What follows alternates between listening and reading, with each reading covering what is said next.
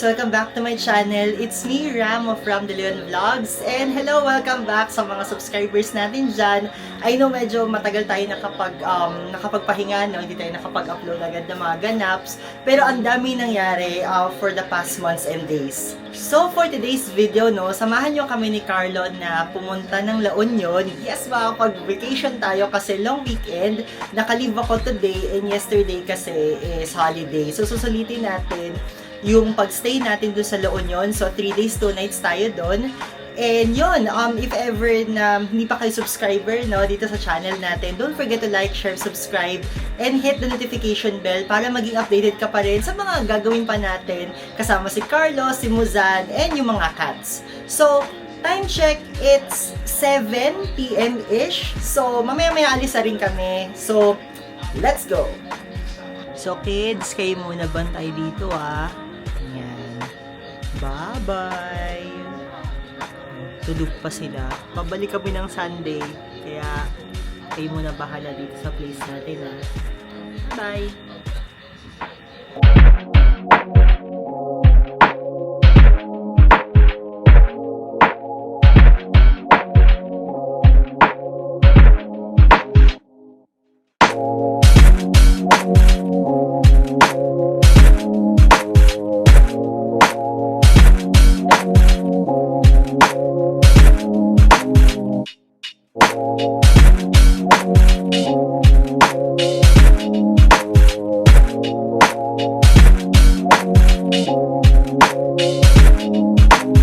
So, nakalimutan namin kumain kanina bago umalis. So, breakfast muna tayo dito sa McDo Centris. Yan. Para dire-diretso na tayo mamaya sa biyahe. Let's go!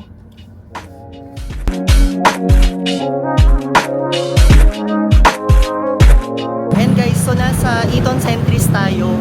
Si Carlo bumili muna ng food sa McDo. Tapos ako papunta ako dito sa Starbucks para mabilis na tayo maka-order and makakain.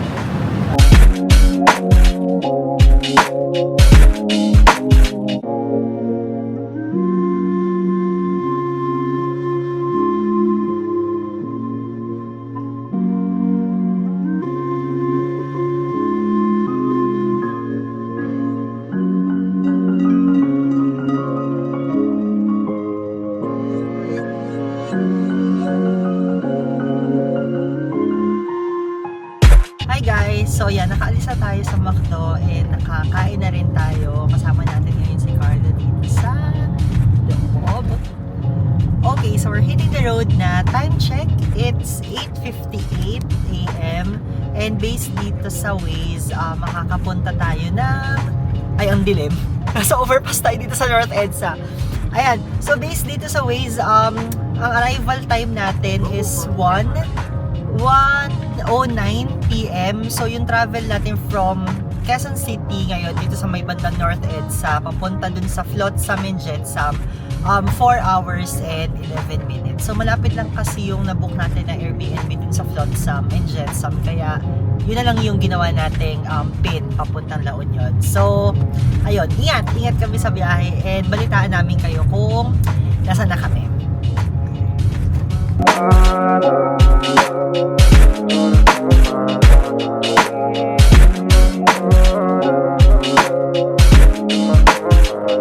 Ayan, so nakapasok na tayo dito sa NLEX and based dito sa nakikita namin, halos wala talagang bumabiyahe and wala masyadong kotse dito sa road. So quick story time muna tayo, no? So itong si Muzan, full tank siya. Kailan tayo nagpa-full tank? Parang last week ata. It's either Saturday or Sunday ata kami nakapagpa-full tank. Tapos, ang binayaran namin nun is 90 pesos ata. Sa Sea Oil kami nagpagas kasi ang mahal pa sa Caltex that time. Para mga nasa 103, 102 ata per liter. So, na-discover namin kasi na mas mura dun sa Sea Oil. Hindi na kami nakapag-price lock. So, nag-take chance lang kami na magpagas sa Sea Oil last time. So, yan. Okay na tayo dito kay Muzan na full tank siya. So, ilagay ko na lang dito sa gilid yung naging story ni Carlo last time na yung sa efficiency pati kung kailan. Basta, nandito siya sa side na to. And then yun pala, no, sa mga pupunta ng La Union, kapag mga galing kayo dito sa Metro Manila, for example, sa amin, galing kami dito sa Quezon City, no, may tatlo kayong tolls na dadaanan. Merong NLEX, merong SCTEX, tapos merong TPLEX. So, gagamitin nyo, or kailangan yung magkaroon ng mga RFIDs. Magkaiba yung AutoSweep, pati yung EasyTrip. So, ito yung pagkakasunod-sunod. Actually, nandito kami ngayon sa toll gate. Ayan, ito yung toll gate ng NLEX. Ayan, kakapasok lang namin. So, yung sa NLEX pala, ang gagamitin nyo doon is EasyTrip. I'm not sure if magkano yung magiging charge ng NLEX, no? Mamaya, i-share ko na lang din. Tapos, pagkalabas yun ng NLEX, mayroon pa ulit, which is SCTEX. Yung SCTEX, EasyTrip din yung gagamitin nyo. So, kailangan talaga may balance yung RFIDs nyo. And yung last is yung sa TPLEX. Yung TPLEX may iba siya, AutoSweep naman yung gagamitin nyo. And previously, nagkaroon tayo ng vlog about those, no, na nakapagkabit tayo ng RFIDs sa Robinson's Galleria. So, sa mga hindi pa nakakapanood nung mismong vlog natin, ilagay ko lang din dito yung screenshot para at least pwede nyo ma-visit. Alam ko, ongoing pa rin yung pagkabit nila, pero check nyo lang din. Nagpakabit kami sa Robinson's Galleria last time.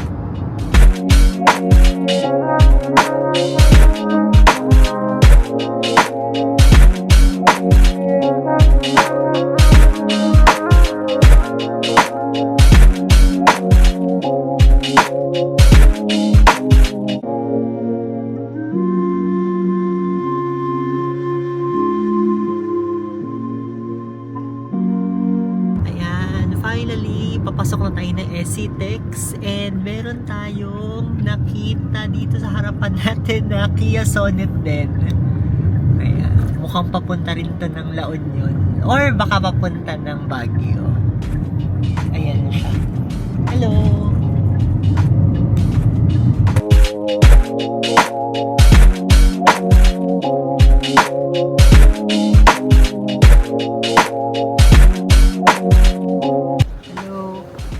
Guys, sobrang ang layo na nung narating natin. So, dito na kami ngayon before pumasok ng TPLEX. So, magsi-CR lang muna tayo kasi mahaba-habang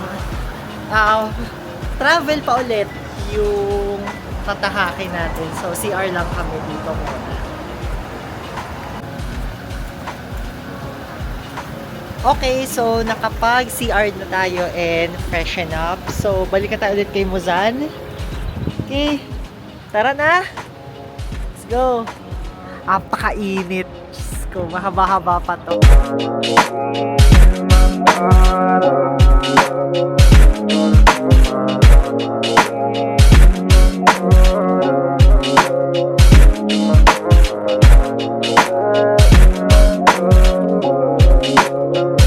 Ayan, finally, nakalabas na rin tayo ng TPLEX.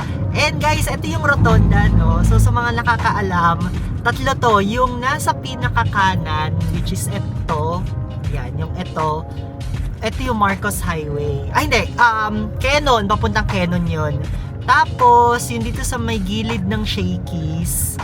Yan, yung kapag makikita nyo tong Fuel Star, pati yung Shell, yan yung papasok ng Marcos Highway papuntang Baguio. Ngayon, kung pupunta kayo ng La Union, dito kayo sa pinaka left side.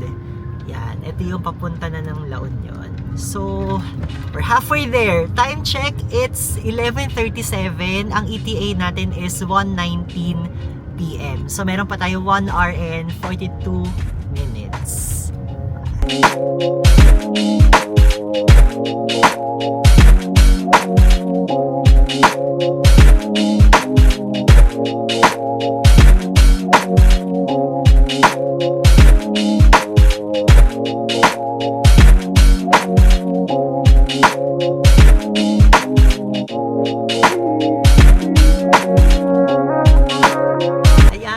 So guys, after ng how many hours nandito na tayo sa place natin sa seashore. Ayan. Katabi lang to ng Hara and ng 7-Eleven. So ayan. Ito yung seashore. Oh, nandito na si ate.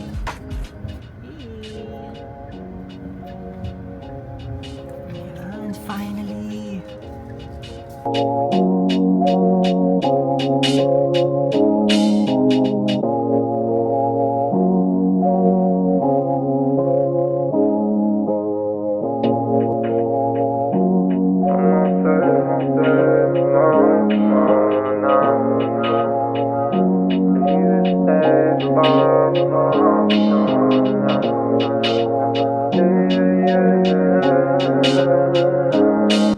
guys! So ayun, nandito na tayo ngayon sa nabook natin na room dito sa La Union.